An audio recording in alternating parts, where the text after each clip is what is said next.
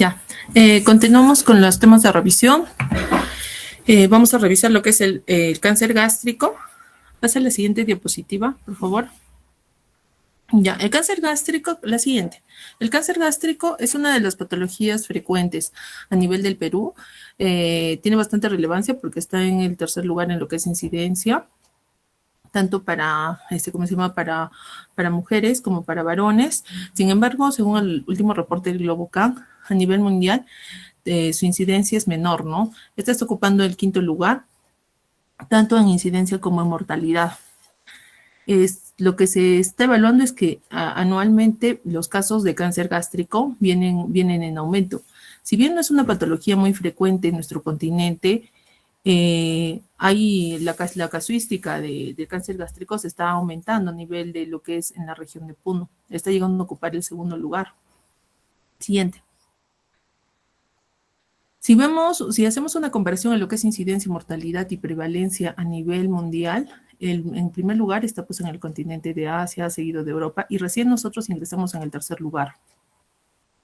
Siguiente.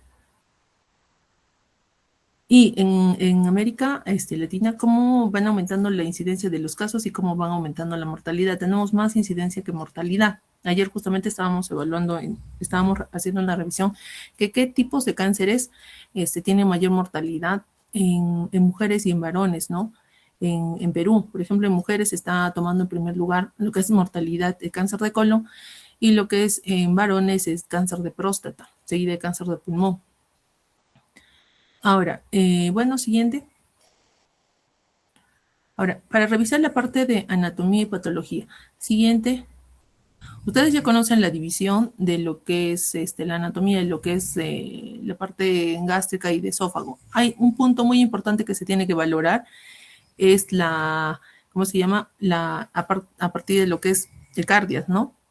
Entonces, nosotros valoramos las mediciones que damos en centímetros. Por encima del cardias tenemos 1 centímetro y 5 centímetros. Por debajo del cardias, 2 centímetros y menos 5 centímetros. De acuerdo a esto, hacemos la clasificación de Siward. Esta clasificación de Siward es muy importante en lo que es el tratamiento de cáncer. Si vemos la lesión que se ubica entre los 5 y centímetro por encima de cardias, entonces tenemos el tipo 1 y entre 1 y menos 2, tipo 2, y el tratamiento y la denominación viene a ser los cánceres de esófago o de la unión esófago-gástrica, más específicamente. Y si este está entre menos 2 o menos 5, Siward tipo 3 se denomina como un cáncer gástrico. Entonces, estas clasificaciones tiene mucho que ver para el tratamiento, básicamente para el tratamiento según la ubicación de las lesiones tumorales, ¿no? Siguiente. Ahora, parte de la importancia de conocer la parte de anatomía de estómago es ver la diseminación linfangítica. Esto tiene mucho que ver en cuanto a las cirugías, para nosotros poder diferenciar si son cirugías óptimas como de 1, de 2 o de 3. Pasa a la siguiente diapositiva, está más específico. Entonces, estos son todos los ganglios gástricos que nosotros evaluamos, ¿no? Al lado derecho. Ahora, en las gastrectomías que nosotros evaluamos para ver si estas son cirugías óptimas o no, porque esto determina en cuanto al tratamiento y por si tu paciente tiene factores de riesgo para una recurrencia de enfermedad y pueda dar un tratamiento adyuvante no únicamente con quimioterapia, inmunoterapia, sino también a radioterapia. Ayer, justamente en la conferencia de prensa al grupo de rotación, el cirujano oncólogo habló un poco de lo que es la resección ganglionar. Y es verdad, cada órgano tiene, está protocolizado cuánto de disección ganglionar tiene que hacer. Y en lo que es cáncer gástrico es de 13 a 15 ganglios. Entonces, entramos a un D2. Tiene que ser gastrectomías dedos. Ahora, por la casuística a nivel mundial, los japoneses tienen una guía que al final lo vamos a revisar en cuanto al tratamiento, cómo ellos clasifican hasta pueden ser de 1 o de 2. Ellos tienen una revisión bien amplia de lo que es cáncer gástrico. Entonces, en D1 tenemos todo lo que son ganglios de la curvatura mayor y menor, los suprapilóricos, los infrapilóricos, y D2 ya los perigástricos, gástrica izquierda, hepática común y esplénico. Mira cuánto es la extensión, ¿no? Para que sean cirugías óptimas. Siguiente. Luego, en cuanto a la histología siguiente, tenemos que evaluar más que todo cuál es el tipo de cáncer más frecuente. En cáncer gástrico vemos en un 95% su presentación es un adenocarcinoma y un 5% los otros tipos de patología. Ahí entran los sarcomas, los linfomas, los tumores carcinoides, los, hay, ¿cómo se llama? Mezcla en lo que es adenomucosos, así. Todo lo extraño se ve en este 5%. Con sus compañeros de rotación hemos podido ver linfomas gástricos, que no es muy frecuente y hemos visto en la rotación. Un paciente joven, que es un linfoma gástrico, ¿verdad? Metastásico, que también es menos usual, ¿no? No es muy frecuente. Siguiente. Ahora, es importante también que ustedes conozcan, de acuerdo a la ubicación del estómago, ustedes ya conocen que es fondo, cuerpo, antro, vean la ubicación de dónde existen mayores lesiones tumorales, ¿no? Muchos tumores se extienden, no solo se ubican en fondo, cuerpo o antro, sino tienen una extensión entre fondo y cuerpo. Ahora, si ustedes pueden evaluar, hay una mayor casuística entre lo que es cuerpo y antro. Son mayores lesiones tumorales que se presentan acá. Sin embargo, en lo que es fondo e incluso cuerpo es menos su incidencia. Ahora, de la unión gastroesofágica, todo esto engloba un 50% incluso. Siguiente.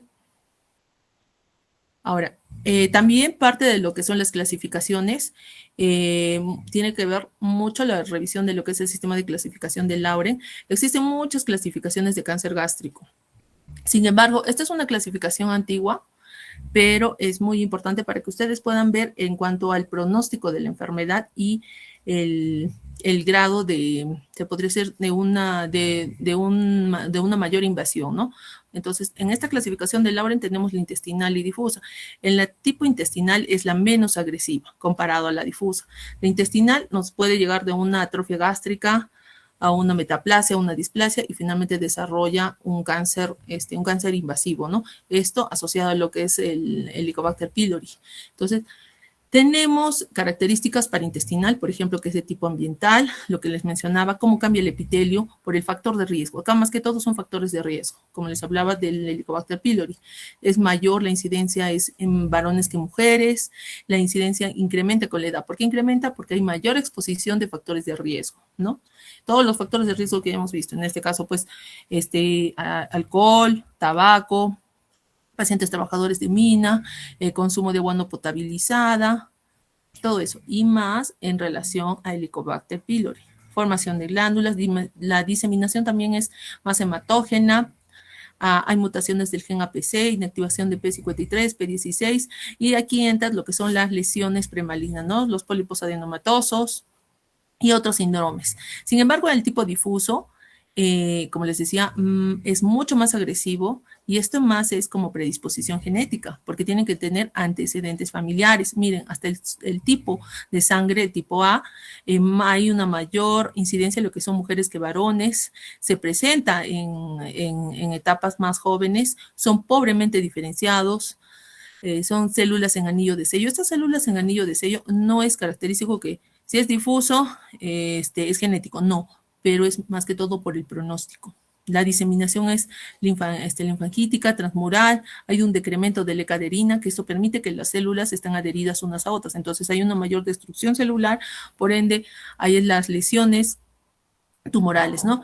Y también se da la inactivación de P53 y P16. Entonces ustedes tienen que tener claro pronóstico. Peor pronóstico, difuso. Más asociado a genética, difuso. Entonces, factores de riesgo intestinal. Siguiente. Otra clasificación que tenemos es la clasificación de Early o también otra de cáncer avanzado. Entonces, en la clasificación de Early, más que todo se evalúa el compromiso a nivel de mucosa y submucosa. Ahora, su mayor presentación es en lo que es la curvatura menor. Hay algunos que son cánceres multifocales, es decir, varias lesiones. Las lesiones son pequeñas, menos de 5 milímetros. El pronóstico es mucho mejor porque son bien diferenciados, o sea, la tasa de multiplicación celular es baja. Su pronóstico es bueno. Hasta un 90% tienen una sobrevida a los 5 años, es hasta de un 90%. Entonces, ven una lesión superficial. Entonces, esta se clasifica en 2A, 2B, 3, 12 y 3, ¿no? Entonces, la primera es una lesión elevada, superficial. La otra, una lesión superficial elevada, superficial plana, superficial deprimida. Y la última, que es mucho más invasiva, es excavada. Pero el compromiso es mucosa y submucosa. Únicamente eso. Entonces, recuerden esta clasificación porque esto tiene mucho que ver en lo que es la parte del tratamiento para las resecciones endoscópicas, que también se los voy a dar a conocer más adelante. Siguiente. Siguiente. Ya, bueno, esto lo vamos a volver a revisar más abajo en la clasificación del TNM, más que todo es para que ustedes tengan conocimiento de que la clasificación de Ehrlich solo afecta mucosa y submucosa. Siguiente. Ahora, en un cáncer avanzado, ya estamos hablando que ya hay un compromiso a nivel de la muscular propia. Las lesiones son muy grandes, el cáncer gástrico también tiene bastante heterogeneidad. Ya les había mencionado que todas las neoplasias tienen ya mucha heterogeneidad, algunos tienen mucho más que otros, como cáncer de mama, como cáncer gástrico, y también tiene mucho que ver la microbiota, ¿no? A nivel de lo que es estómago. Ahora, si ustedes pueden evaluar su supervivencia, a los 5 años es del 60%, comparado a Ehrlich, que solo hay afectación de mucosa y submucosas en un 90%. Entonces, el primer tipo de lesión es polipoide, la segunda ya es ulcerada con bordes elevados, un tipo 3 es ulcerada pero con bordes infiltrantes, y algo bien que tal vez ustedes habrán visto en gastroenterología, en las endoscopías, características de linitis plástica, ¿no? Así como eritomatosa, puntiforme, todo, estas clasificaciones. Ya solo con un reporte por endoscopía que nos da signos indirectos de linitis plástica, nosotros ya debemos ver de que el paciente puede tener un cáncer gástrico avanzado. Siguiente. Ahora, la clasificación de la OMS es la última clasificación de la OMS que manejamos desde el 2010. Hace una comparación con la clasificación del Laurie, ¿no? La que estábamos viendo con el tipo intestinal y tipo difuso por el grado de agresividad. Entonces, en la clasificación de la OMS vemos más que todo, como recuerdan ustedes, 95% adenocarcinoma, 5% otros tipos de células tumorales. Dentro de lo que es adenocarcinoma, tenemos 3 tipos principales, o como decir subtipos, ¿no? Para que más o menos me comprendan.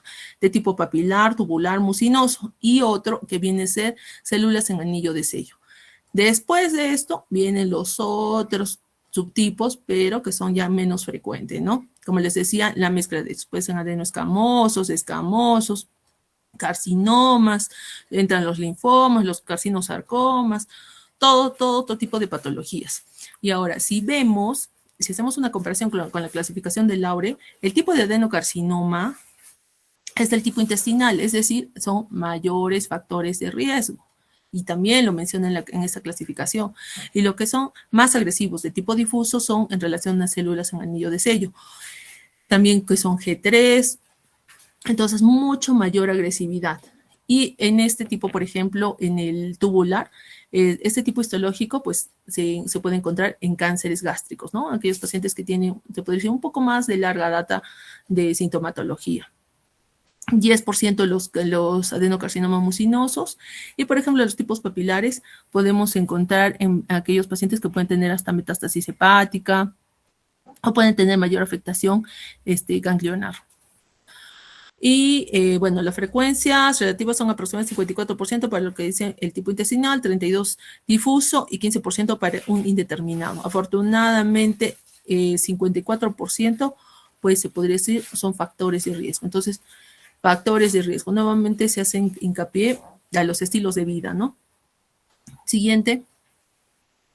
Ahora, existe otra clasificación muy importante, como les iba mencionando, en la parte oncológica. Cada vez hay mayores estudios y los estudios son ya a nivel celular y molecular. Entonces, en cáncer gástrico se hace este subtipo de división en lo que son 4 grupos, en lo que son positivos para virus de Epstein-Barr, inestabilidad microsatelital alta, estabilidad genómica y inestabilidad cromosómica. De todos ellos, el más frecuente son lo que es inestabilidad cromosómica en un 50%. Ahora, si hablamos de mejor sobrevida global y más agresivos. Lamentablemente, los que están asociados a virus de Epstein-Barr positivo es el que menos expresa, un 9%, y son aquellos que tienen mejor sobrevida global, comparado a cánceres gástricos muy agresivos que tienen estabilidad genómica 20%. Afortunadamente no es el mayor, ¿no? Pero igual es un porcentaje importante, ¿no? Comparado a un 9%. Estos son todas las alteraciones genéticas que conlleva cada uno. Esos compañeros, bueno, ya han mencionado la descripción de cada uno. Y bueno, algo muy importante, por ejemplo, en los de mejor sobrevida global, la mayoría están en lo que es cuerpo gástrico. O sea, nos puede ayudar, ¿no? Más o menos, no es de ley que está en cuerpo gástrico, virus de Epstein-Barr, pero nos pueden orientar para el subtipo molecular. Este tipo de estudios subtipos moleculares todavía no los realizamos nosotros. No los realizamos pues ni en ALMISA ni en Salud, ¿no? Pero estos subtipos ayudan para también dar un mejor tratamiento dirigido para lo que son el cáncer gástrico.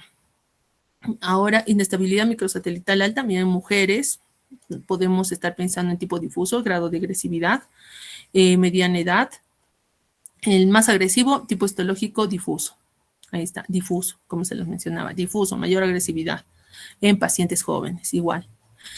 Y bueno, el último, que es la ubicación de Cartier, lo que es inestabilidad cromosómica. Siguiente. Bueno, acá tenemos nuevamente la descripción de los subtipos de cáncer gástrico a nivel molecular y con sus alteraciones de cada uno a nivel genético. Siguiente. Ya, en parte de lo que es estudio de inmunohistoquímica, también entra lo que es la clasificación intestinal de difuso. Por eso también les mencionaba que es muy importante. Si bien es una clasificación antigua, nos ayuda y hasta lo dividen para la parte de lo que es inmunohistoquímica. Cuando se encuentran lesiones tumorales a nivel gástrico que no se diferencia el tipo histológico, entonces entra la inmunohistoquímica para diferenciar. O cuando se hacen biopsias de lesiones metastásicas, ¿no? Y no necesariamente, pues, a nivel de lo que es del mismo estómago, ¿no?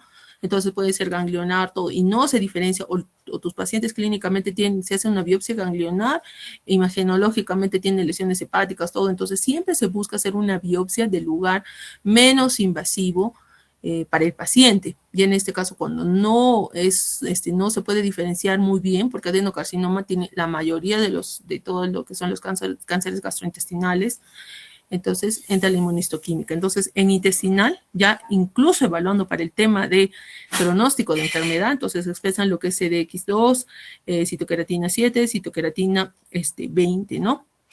También CD44, virus de Epstein-Barr, como les decía, que tiene mejor pronóstico. Y difusos, pues, esos son los otros tipos. Siguiente. Ahora, aparte de la inmunohistoquímica, está entrando mucho lo que es la expresión del ER2. Esa expresión del ER2 lo hemos visto en lo que es cáncer de mama, también entra en cáncer gástrico.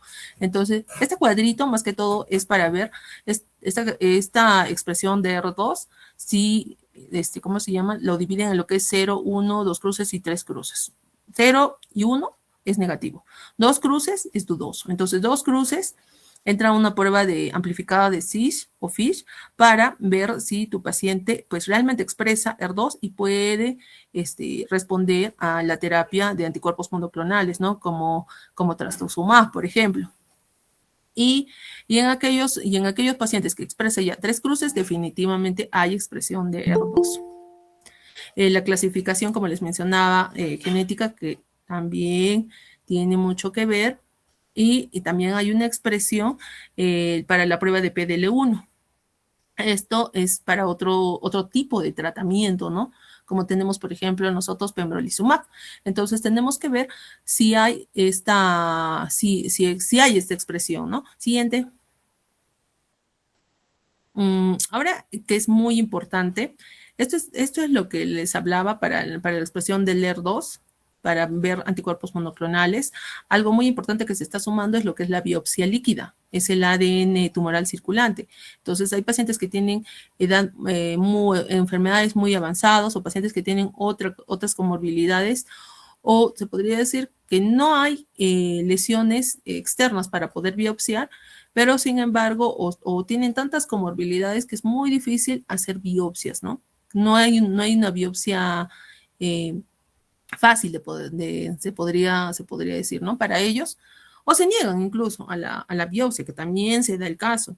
Entonces, nosotros tenemos que ver porque es importante saber el tipo histológico de tu paciente. Es muy diferente los tratamientos de adenocarcinoma a los tratamientos de linfoma, es completamente diferente. O otras patologías.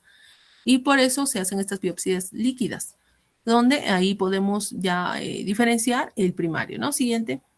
Y para seguimiento de enfermedad. Siguiente. Bueno, los síndromes hereditarios no los vamos a hablar, sus compañeros ya lo han mencionado. Así que pasamos todo lo que son síndromes hereditarios. Siguiente, siguiente, siguiente, siguiente. Ya, factores de riesgo. Factores de riesgo son muy importantes porque, como se ha visto, el 90% son asociados a factores de riesgo. El cáncer gástrico, 5% a 10% son lo que son factores hereditarios. Entonces, tenemos factores adquiridos, nutricionales, alto consumo de sal, alto consumo de nitratos, carnes asadas, bajo consumo de vitamina A y C, alimentos ahumados, hasta faltas de refrigeración, ocupacionales de nuestro medio, trabajadores de mina, pero miren, entran trabajadores de caucho, trabajadores de carbón, es más que todo del lugar epidemiológico, ¿no? Consumo para cigarros. Bueno, esto entra para todo tipo de neoplasias. La infección de Helicobacter pylori, virus de Epstein-Barr, el que tiene mejor pronóstico, incluso de esto entra en lo que es la clasificación molecular de cáncer gástrico, exposición a radiación, aquellos pacientes que tuvieron tratamiento con radioterapia, incluso antes de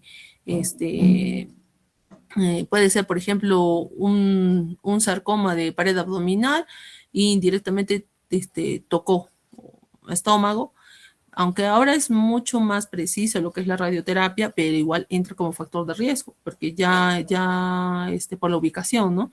Entonces, cirugías previas, aquí entra bastante lo que son las mangas gástricas, porque ya hay un cambio de epitelio. Hay un cambio de epitelio. Y como les digo, hay estudios que se están generando bastante lo que es la microbiota intestinal, que ayuda incluso hasta prevenir lo que son las neoplasias, y se está viendo bastante asociación a esto a largo plazo, ¿no? Y tampoco es regla estricta, ¿no? Que de aquellos que se hacen manga gástrica, cáncer gástrico, no, pero es un factor de riesgo algunas cirugías, ¿no? O tratamiento previo para el caso del linfoma, que también reciben radioterapia. Siguiente. Ahora, factores genéticos. Tipo A, deben ustedes recordar, asociado a tipo difuso, clasificación de Laura nuevamente. Aquellos pacientes que tienen anemia perniciosa, antecedentes familiares, igual cáncer difuso hereditario, que entra en los síndromes hereditarios, cáncer gástrico familiar, los síndromes de cáncer de colon y poliposis hereditario, poliposis adenomatosa familiar, síndrome de Li-Fraumeni, las mutaciones BRCA1 y 2, y lesiones precursoras, pólipos, por eso todo pólipo se retira, todo pólipo se retira. Gastritis atrófica crónica, como les mencionaba, en el tipo intestinal. Gastritis asociada al Helicobacter pylori, metaplasia, displasia, cáncer. Ahí está, displasias, metaplasias, enfermedades de Menetrier, varios, ¿no? Siguiente. Oh, ahí está. Cuadro clínico, siguiente. Ya.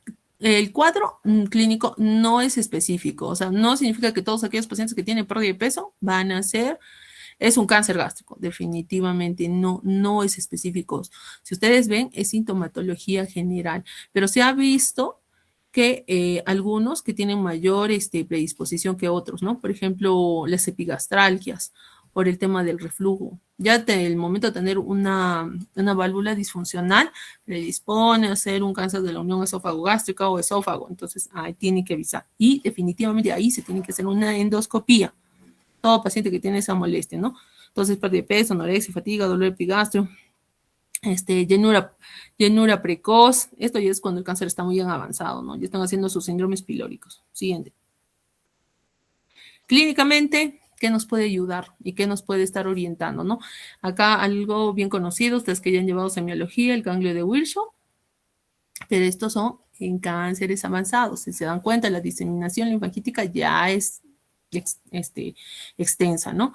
Ganglios axilares y este ganglio periumbilical, que es de, ¿cómo se llama? Ya que nos debe indicar enfermedad igual avanzada, ya siembra peritoneal.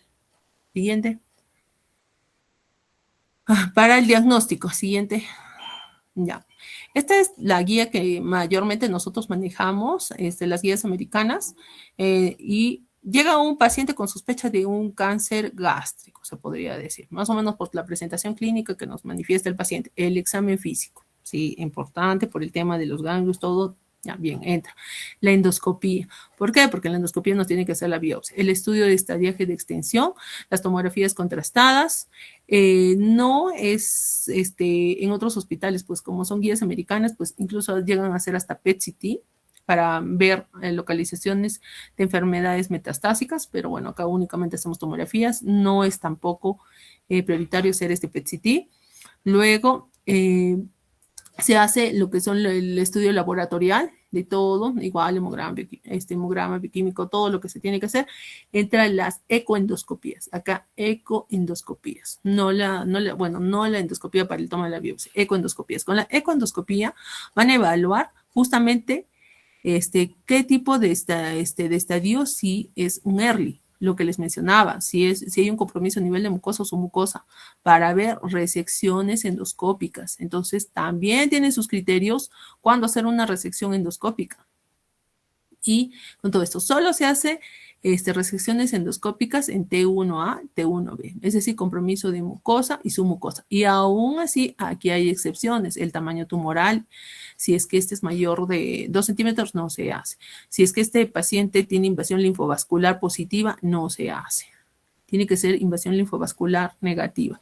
Ahora, si este paciente, por ejemplo, la guía japonesa coloca algo de ulceraciones. Tu paciente, por más que sea una lesión menos de 2 centímetros, está ulcerada, no se hace resecciones endoscópicas, porque no vas a hacer una gastrectomía subtotal, ¿no? Para estos pacientes. Entonces, aquí entra lo menos invasivo posible, porque recuerden, por más de que se hagan gastrectomías subtotales, ya se llevan una parte del estómago, y esto es muy importante. O sea, toda la microbiota intestinal, toda la microbiota del estómago es importante. Muchos pacientes que han sido sometidos a gastrectomías subtotales o totales, nosotros tenemos que darle vitamina B12, porque estamos llevándonos una parte del estómago y pueden hacer enfermedades neurológicas, pueden hacer hasta debut de miastenias graves, que también se ha visto, hasta en pacientes que se hacen manga gástrica, ¿no? Bueno, la biopsia, que sí o sí es un gold estándar. El estudio genético, como les mencionaba, la clasificación genética de los 4 grupos, expresión de 2, PDL1, asesoría nutricional, clasificación de Stewart para el tratamiento que se debe recibir, factores de riesgo, obviamente se tiene que cesar todos los factores de riesgo, ¿no? Entra también la asesoría genética para la historia familiar, para ver si hay predisposición genética o no, y pues evidentemente pues se tiene que ver y se tiene que tratar igual el Helicobacter pylori, ¿no? Le hace su diagnóstico con cualquiera, sea con biopsia, sea con el test, con cualquiera. Una vez que se tiene todo este estudio del paciente, todo este estudio que debe ser, se evalúa qué estadiaje es, y de acuerdo al estadiaje pues se interviene, ¿no? Para ver si es un tratamiento quirúrgico, un tratamiento médico, o ya es una enfermedad metastásica que incluso puede entrar a cuidados paliativos. Más adelante lo vamos a ver. Siguiente. Ya, ahora, en parte del screening también entra lo que son los marcadores tumorales. Si bien los marcadores tumorales no son precisos, porque ustedes pueden ver la sensibilidad que es muy baja, incluso cuando es solo un marcador tumoral, y cómo la sensibilidad aumenta cuando hay la mezcla y la combinación de estos marcadores tumorales. Entonces tenemos el carcino embrionario, lo que usamos más en el medio, el CA19-9, el CA50, que no lo utilizamos, y el CA72-4, que tampoco utilizamos mucho nosotros en este momento. No tenemos tan reactivos, ni en privado he visto eso. Entonces, ¿cómo la combinación solo de CA con los otros marcadores aumenta una sensibilidad? Y esto nos va a ayudar para hacer seguimiento. Ahora, si vemos que un marcador está pues demasiado elevado, ya nos dice también que puede ser un estadio metastásico. ¿Ya? Y bueno, siguiente. Ahora, para lo que es la endoscopía, porque se supone que es el estudio preciso que va a evaluarnos, va a ver la lesión tumoral y va a tomar la biopsia y nos va a definir qué tipo y qué grado histológico es. Entonces, ahí vemos en la ecoendoscopía. Vemos a nivel de lo que es mucosa y submucosa. Acá tiene mucha importancia, si es que, miren, sumamos estudios tomográficos o estudios hasta de resonancia para evaluar el T, cómo nos aumenta la sensibilidad, y para ver si estos pacientes son candidatos a econdoscopía. Y para evaluar un estadio N, es decir, un compromiso ganglionar, solo con la tomografía. Siguiente. Bueno, Estos son los estudios que se aumentan cuando, por ejemplo, no hay una buena diferenciación, no se define muy bien si es qué tipo de lesiones son, por ejemplo, en las hepáticas, aumentamos estudios trifásicos en cualquier parte, ¿no? De la anatomía. Siguiente. Ya, el estudio de resonancia no es utilizado así bastante, más utilizamos estudios tomográficos, pero cuando a veces, como les mencionaba, para las reacciones endoscópicas que quieren evaluar y valorar bien el T, entonces lo utilizan. Siguiente. En cuanto a la estratificación, siguiente. Ya.